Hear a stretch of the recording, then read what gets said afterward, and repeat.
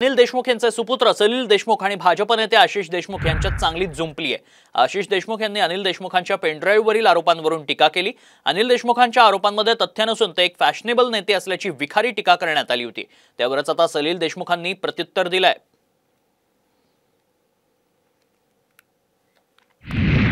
अनिल देशमुखांचे सुपुत्र हे अनिल देशमुखांच्या ऐवजी काटोल विधानसभा क्षेत्रात कोणत्याही परिस्थितीत ह्या वर्षी निवडणूक लढवणार।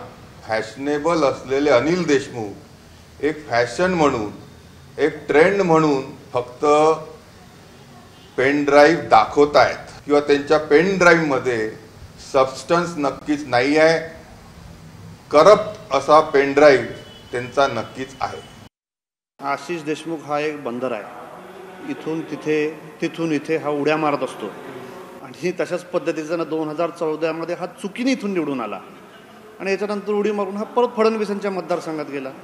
आता हा उद्या काय करेल याचं त्यालाच माहीत नाही। जे केसेस खोटे आहे मुळात तो कोणाला फॅशनेबल बनून राहिला।